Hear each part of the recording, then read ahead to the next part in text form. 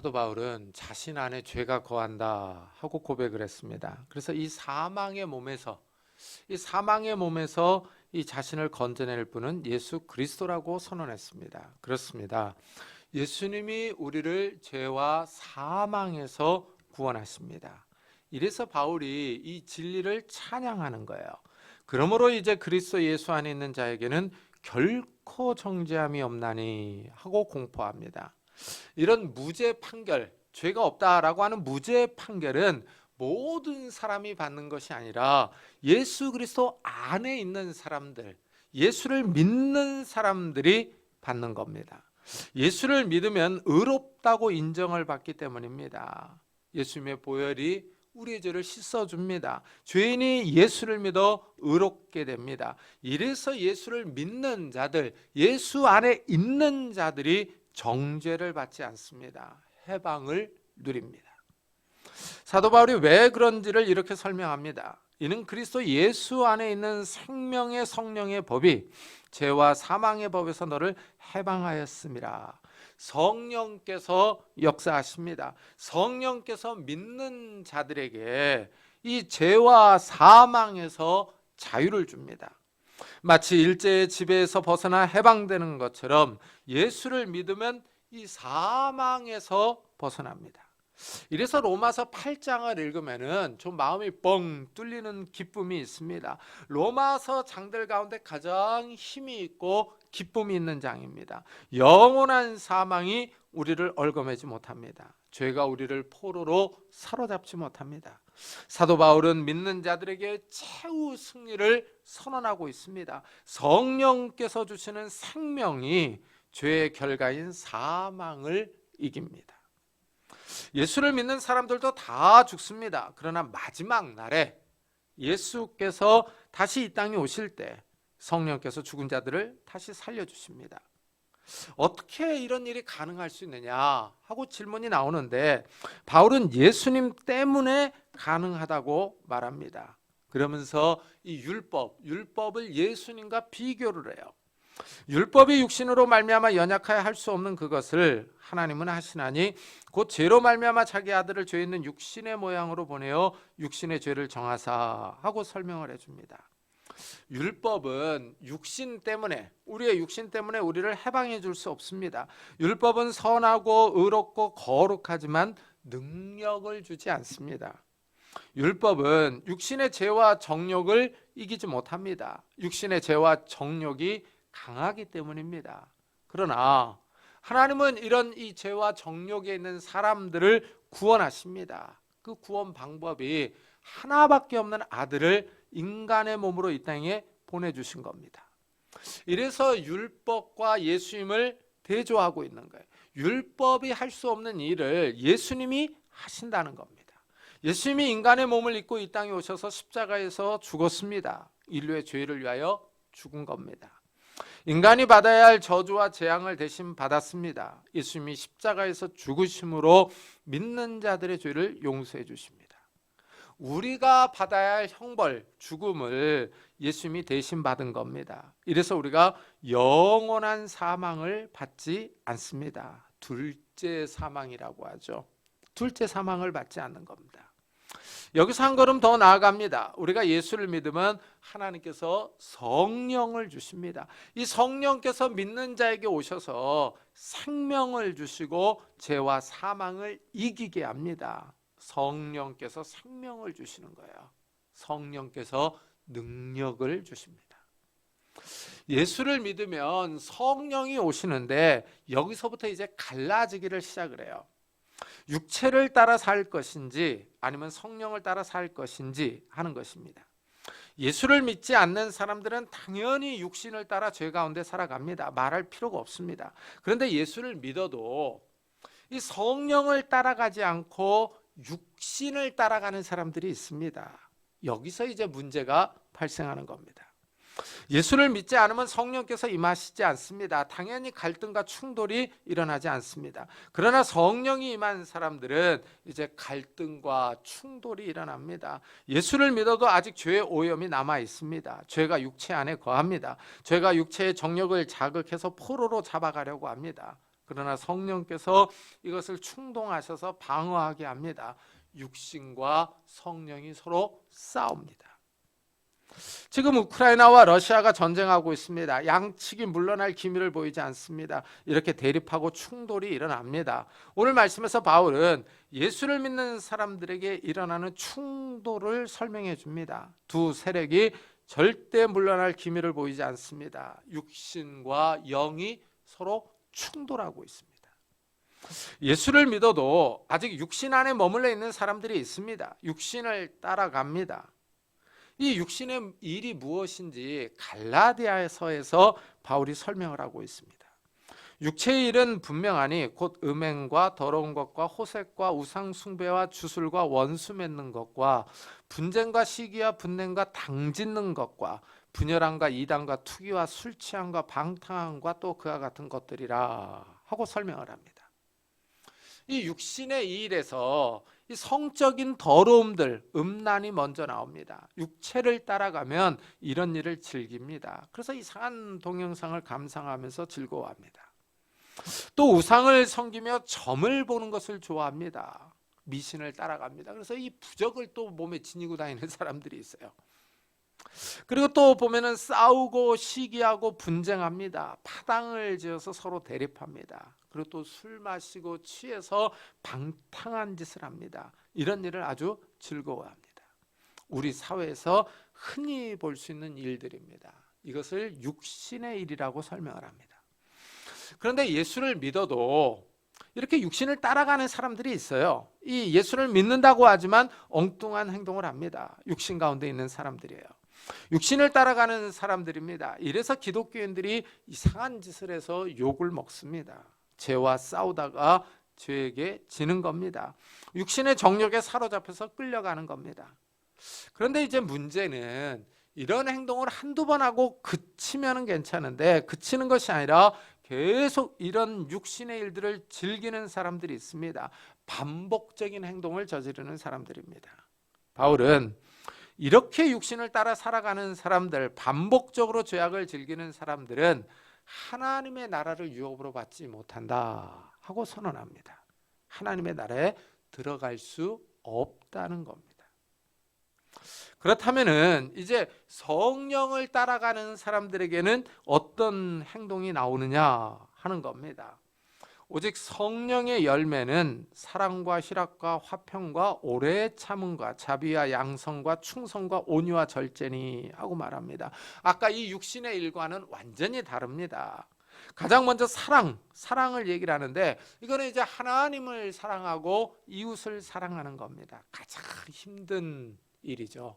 왜냐하면 우리 인간이 좀 이기적이고 탐욕적이기 때문이죠. 이타적이지 않습니다. 그래서 참 사랑이 힘듭니다. 그 다음에 이제 희락을 말하는데 이건 기쁨입니다. 아무리 어려운 상황 가운데 있더라도 성도들은 구원의 은혜가 있기 때문에 기뻐할 수 있습니다. 이래서 참 삶이 어려워도 기뻐하는 거예요. 그래서 이 순교하는 사람들이 나오는 겁니다. 그 다음은 화평을 말하고 있어요. 평화죠. 성령의 사람은 이웃과 잘 싸우지 않습니다. 시기하고 분쟁을 일으키는 행동을 하지 않고 사이좋게 지내려고 합니다. 화목하게 지내는 거죠. 근데 보면은 개중에 싸움닭 같은 사람들이 있어요. 어디를 가든지 아주 신경질을 내면서 툭툭 쏴댑니다. 그리고 싸우려고 합니다. 성령의 인도를 받는 사람들은 이웃에게 이렇게 말을 톡톡 쏘면서 말싸움을 걸고 신경질을 잘 내지 않습니다. 화목하게 지내려고 노력을 합니다. 다음에 오래 참음입니다. 인내하는 사람입니다. 성질을 급하게 내지 않으려고 노력합니다. 힘든 일도 잘 참으려고 합니다. 자비는 친절을 의미합니다. 사람들에 대하여 친절하게 대합니다. 화가 난 얼굴이나 신경질적인 반응이나 짜증 섞인 말을 내뱉지 않습니다. 모든 사람에게 온화하게 대합니다. 양선은 선함, 착함을 뜻합니다. 사회에서는 착하고 선하게 굴면 호구라고 놀립니다. 하지만 기독교인들은 될 수 있으면 모든 사람에게 선하게 대해야 합니다. 충성은 신실함 또는 신앙을 뜻합니다. 온유는 온화하고 부드러운 태도입니다. 마지막으로 절제를 말합니다. 자제하는 것입니다. 마지막에 절제가 있습니다. 모든 일에 절제가 필요하다는 의미입니다. 참 이 성령의 열매를 보면은 참 이 성령을 따라갔다가는 이 정글 같은 세상에서 호구라고 놀림받기 딱 좋은 것 같습니다. 이 성령의 열매는 가만히 보면 하나님의 성품입니다. 하나님을 닮아가는 거죠. 성품이 온화하고 부드럽게 대하는 것은 좋은 일입니다. 이렇게 사람을 대해야 합니다. 그렇지만은 이제 일이나 경제적인 문제에 있어서는 딱 부러지게 선을 그어야 합니다. 성품은 성품이고 일은 일이기 때문입니다. 제가 네덜란드에서 박사 논문을 쓸 때입니다. 이 교수님 집으로 가서 1대1로 이게 가르침을 받습니다. 집에 가면은 교수님이 현관문까지 나와서 제 코트를 받아서 이렇게 걸어줍니다. 그럼 이 동양적인 마인드를 가진 학생이 황송해서 어쩔 줄을 모릅니다. 그리고 또 이 교수님이 직접 커피를 이렇게 타줘요. 그럼 막 두 손으로 뭐 어쩔 줄을 몰라서 받습니다. 얼마나 친절한지 모릅니다. 그러다 막상 공부가 시작이 되면은 얼마나 칼같이 자르는지 모릅니다. 아주 어른 같습니다. 이 써간 논문의 내용이 마음에 안 들면 위에서부터 아래까지 빨간 줄로 쫙 커버리고 다시 써오라 그럽니다. 이럴 때는 아주 얼음이 뚝뚝 떨어집니다. 일에는 아주 칼입니다. 그러니까 교수님이 온화하다고 해서 친절하다고 해서 제 일을 잘 봐주는 것은 아닙니다. 이 성품은 성품이고 일은 일입니다. 예수를 믿는 사람들이요, 이 성령을 따라갈 것인지 육신을 따라갈 것인지 끊임없이 갈등하며 싸웁니다. 우리가 이 성령을 따라가면은 율법의 요구를 이룰 수 있습니다. 육신을 따르지 않고 그 영을 따라 행하는 우리에게 율법의 요구가 이루어지게 하려 하심이라. 성령을 따라가면 성령께서 능력을 주시기 때문입니다. 성령을 따라가는 사람은 이 생각부터가 다릅니다. 생각이 영을 따라 기울어집니다. 육신을 따르는 자는 육신의 일을, 영을 따르는 자는 영의 일을 생각하나니 하고 말합니다. 이 성령을 따라가는 사람은 육신의 일을 생각하지 않고 영의 일을 생각합니다.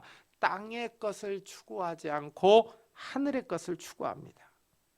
여기서 생각은 한 번 하고 그치는 것이 아니라 그 생각이 고정적인 것을 의미합니다. 땅의 것으로 생각이 꽉 차 있는 사람들이 있습니다. 어떻게 하면 이 땅에서 부귀 영화를 누리면서 잘 살 것인 것만을 계속 생각합니다. 하나님의 나라를 전혀 생각하지 않습니다. 새가 우리 머리 위로 지나갈 수 있습니다. 그러나 새가 머리 위에 둥지를 트는 것은 허락할 사람은 없습니다. 우리가 이 세상을 살면서 육신의 일을 생각하지 않을 수는 없습니다. 어떻게 먹고 살 것인지, 어디에 살 것인지, 어떻게 승진할 것인지, 어떻게 매출을 올릴 수 있을 것인지, 이런 생각들은 자연스러운 것입니다. 이 땅을 살면서 우리가 이런 생각을 하면서 살아가는 것은 당연합니다. 우리의 일입니다. 그러나 우리의 생각이 이런 자연스러운 것을 넘어갈 때가 있습니다. 어떻게 하면 일확천금을 얻을 수 있을 것인지, 어떻게 투자해서 큰 돈을 만들 수 있을 것인지, 복권을 살 것인지, 대출해서 비트코인을 투자할 것인지, 이런 생각으로 계속 나아가며 꽉 차 있다면 문제가 됩니다. 건전하게 돈 벌 생각을 해야 하는데, 투자도 건전한 투자를 계획해야 하는데, 큰 수익, 큰 돈을 만들 기대로 투자를 생각한다면 문제가 생깁니다. 자신의 생각이 어느 쪽으로 많이 기울어져 있는지를 점검해 봐야 합니다. 자신의 경제적인 규모를 넘어서는 투자나 사업을 생각한다면 문제가 심각해질 수 있습니다. 하나님의 인도와 보호는 뒷전으로 밀어놓고 이 세상에서 크게 한몫 잡을 생각으로 꽉 차 있다면 문제입니다. 성도들은 이 생각을 잘해야 합니다. 이 생각이 그 사람을 이끌어갑니다. 생각은 행동으로 이어지며 결과를 가져옵니다. 그런데 그 결과가 너무 크게 차이가 납니다. 육신의 생각은 사망이요, 영의 생각은 생명과 평안이니라. 이 사망과 생명은 반대입니다. 이 평안의 반대는 아마도 불안, 초조, 근심, 걱정이 많은 상태일 겁니다. 샬롬이 없는 상태입니다. 자신의 생각과 삶이 평안으로 기울어지는지 아니면 불안과 걱정과 두려움으로 기울어져 있는지를 봐야 합니다. 자신의 생각이 불안, 걱정, 근심, 두려움으로 꽉 차 있다면 하나님께 기도하면서 자신의 삶을 하나씩 점검해 봐야 합니다. 그러면서 버릴 것은 버리고 끊어버릴 것은 끊어야 합니다. 그렇지 않으면 도착하는 곳이 파멸과 사망입니다. 망하는 겁니다. 우리의 생각이 육신의 일로 기울어져 있으면 하나님과 문제가 생깁니다. 육신의 생각은 하나님과 원수가 되나니 하고 말합니다. 육신의 생각은 하나님과 충돌을 일으킵니다. 경제적인 이익을 위해서 신앙을 포기하는 사람들이 있습니다. 이런 사람들의 생각에는 하나님이 없습니다. 하나님의 뜻을 전혀 고려하지 않습니다. 하나님은 우리 인간의 이 경제 활동에도 정의가 있기를 바라십니다. 그런데 수단과 방법을 가리지 않고 성공할 생각으로 꽉 차 있는 사람들이 있습니다. 다른 사람을 짓밟고 올라갈 생각만 하고 있습니다. 다른 사람을 이용하고 착취하여 이익을 취할 생각을 하고 있습니다. 속이고 거짓말할 생각으로 꽉 차 있다면 하나님과 원수가 됩니다. 하나님을 기쁘시게 할 수 없습니다. 성령으로 인도함을 받는 사람은 다른 사람을 경제적으로 이용하거나 착취하지 않습니다. 속이거나 사기치지 않습니다. 파당을 지어서 이 반대편을 죽이려고 그렇게 압박하지 않습니다. 사회생활에서 하나님의 정의를 실행하려고 생각해야 합니다. 이런 사람들이 하나님을 기쁘시게 하며 하나님과 동행합니다. 그리스도의 영이 있는 그리스도의 사람입니다. 영의 생각을 하는 것입니다. 바울은 만일 너희 속에 하나님의 영이 거하시면 너희가 육신에 있지 아니하고 영에 있나니 누구든지 그리스도의 영이 없으면 그리스도의 사람이 아니라 하고 말합니다. 영을 따라가는 사람들의 정체성을 밝힙니다. 하나님의 영이 거하시는 사람이며 그리스도의 사람입니다. 성령이 함께하는 사람입니다. 이렇게 영을 따라 살아가는 사람들 역시 몸은 죽습니다. 그러나 영은 살아 있습니다. 또 그리스도께서 너희 안에 계시면 몸은 죄로 말미암아 죽은 것이나 영은 의로 말미암아 살아 있는 것이니라. 우리의 몸은 이 땅에 수명이 다하면 죽습니다. 그러나 우리가 완전히 소멸하지 않습니다. 완전히 사라지지 않고 영이 살아 있습니다. 우리의 영이 살아 있습니다. 마지막 날에 우리 안에 거하시는 영이 우리를 다시 살립니다. 예수를 죽은 자 가운데서 살리신 이의 영이 너희 안에 거하시면 그리스도 예수를 죽은 자 가운데서 살리신 이가 너희 안에 거하시는 그의 영으로 말미암아 너희 죽을 몸도 살리시리라 하고 말합니다. 성령께서 죽은 예수님을 다시 살리셨듯이 우리를 다시 살리실 겁니다. 우리가 다시 살아나서 영원한 생명을 누립니다. 영의 일을 생각하면서 살아가는 사람들이 하나님 나라에서 영생을 누립니다. 우리가 이 육신의 생각을 하면서 살아갈 것인지 영의 일을 생각하면서 살아갈 것인지 항상 충돌이 있습니다. 우리 안에 그 순간순간마다 이 영을 따라 생각하며 결정하며 살아가는 성도님들이 되시기를 예수 그리스도의 이름으로 축복합니다.